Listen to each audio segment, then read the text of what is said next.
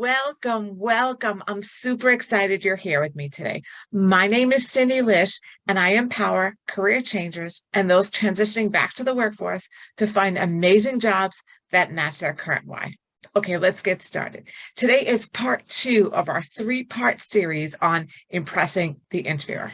Okay, so last week we talked all about what you need to know about the company and how to thoroughly research the company so that you're able to be impressive in your answers, in the questions you talk to them about when you're talking about questions at the end of the interview, and throughout the entire process so that they will know that you're the right person. So if you've missed that one, go back and watch last week's episode. Today, we're going to talk about the questions. Now, what happens is that people get thrown, right? You get a question that you're not expecting, and that's to be expected because there's literally hundreds and hundreds of questions that people can ask you when on that interview. And no matter how well prepared you are, it's impossible to predict everything. So here's what I'm going to do. I'm going to break those questions down into 4 main areas. And I want you to understand that basically all the questions that they're going to ask you fit into these 4 main areas. And then when you're constructing your stories and you're coming up with the examples to give in answers to their questions, realize a few different things. Number 1 is that the same story can be good for multiple different types of questions they're going to ask you. So you're constructing your stories, you're remembering your stories so that almost regardless of what they ask you, you will have those stories in your back pocket. Okay, that doesn't mean you're saying the same story 2 or 3 times during an interview. You're only telling each story one time. But again, you may have practiced that answer for tell me about a time you failed, or tell me about a time you had a challenge.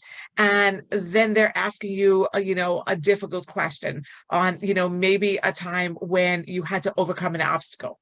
Same question, right? They're just wording it differently. Okay, the other thing I want to point out up front is to make sure that when you're coming up with those stories, try to have stories that can cover multiple of these 4 different areas that they're looking for when they're looking for to see who the right candidate is. So let's go over them. The first thing that they're looking for is those interpersonal relationship skills. So that's everything from how you are as a leader, how you are as a communicator, how you are working on a team, how you are working with difficult people, colleagues, coworkers, subordinates, supervisors, etc. Okay, it's all of those. How can I interact with anybody besides just myself, right? Building relationships, gaining clients, dealing with external stakeholders. How well do you play with others? Okay, so it's all of that communication. And the reason that they may ask you many questions about this in this area is because they're looking for consistency.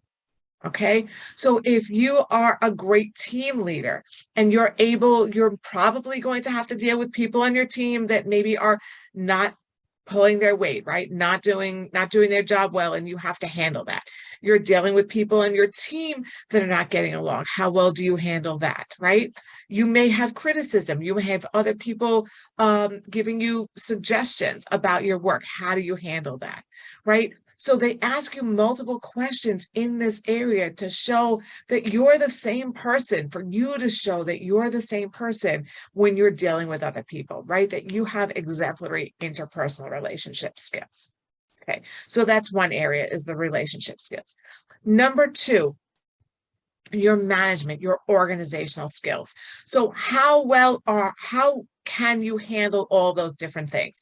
Staying on task, handling multiple projects at the same time, working with conflicting priorities, meeting deadlines, handling the budget in some cases, handling the budget finances for what's going on, managing projects when difficulties arise, when challenges happen. Okay, so it's everything about how are you handling 100,000 things thrown at your way, right? Those are all those things. The organization of you, of your projects, of your team, of the small picture and the details, as well as the large picture, right? Can you keep all of that going at one time? Okay, so that's 2.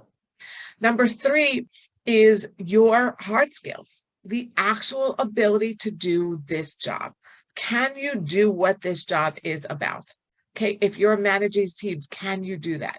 If they're looking for you to have certain project management experience, they're looking for you to have certain technical experience. If they're looking for someone with certain licenses, certifications, degrees, legitimately, can you do the work? Okay, if you're coming in to write content, have you written content before? Okay, if you're coming in as an engineer, if you're going to be doing programming, have you written coding? Can you do the work? Okay, because at the end of the day, they need someone who could legitimately do this job. Now, it's okay if your work experience is from paid experience. It's okay if your work experience is from volunteer experience. It's even okay if you have learned how to do this on your own. So I work with a lot of people that are making transitions in their careers. They're making pivots. Many of my clients are transitioning teachers, and they have taught themselves how to do the work that they're looking to do. Okay. Many of them have come up with portfolios or examples of their work. And you know what? That really works. Okay. My clients have landed amazing jobs, many of them with work that they've completely taught themselves. Okay. I recently had a self-trained engineer who is a former teacher get a great engineering position.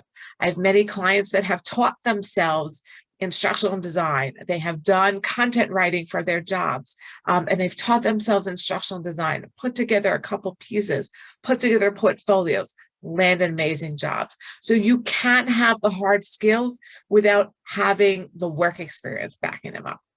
Okay. And then the fourth area where they're looking to see, do you have what it takes to do this job is, let's just say, you personally. Okay. How do you show up? What is your brand? Because when you are hired by somebody else, you are now the brand, the face of that company. So, are you on time? Are you pleasant? Are you someone that's easy to get along with? How do you handle questioning? How do you handle criticism? How do you handle it when things don't go your way? How do you handle stress? How do you handle pressure, right?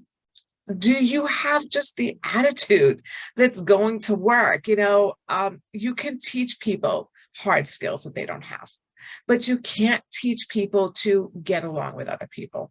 You can't teach people to want to work. You can't teach people to have an inquisitive mind, a growth mentality, right? You can't teach people that. Either they want to learn and they have that burning fire inside of them, or they don't.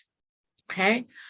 So these are the four main areas for all of the questions that you're going to get. They're looking at your interpersonal relationship skills. They're looking at your organization and management skills. They're looking at your hard skills, and then you're looking at personality and who you are. So as you're constructing your stories, look to have points in as many of those four different areas as you can, so that every time you're giving an example, they're being like, yeah, that's cool, right? They get along well with others and they lead the team. Yes. And they're super organized. Great. You're the right person for me. Okay. I hope this is helpful for you. We have one more part in this 3-part series that's going to come up next week in the 3 parts of how to impress the interviewer. Okay. If you'd like some more help, that's exactly what I do. I'll put the links below. Pop on over to my website, book a free 45-minute discovery call with me to talk about how I can help you to be successful in your job search. I hope you have a super productive week. Always remember, you're a warrior, and I'm going to catch you next week. Bye-bye.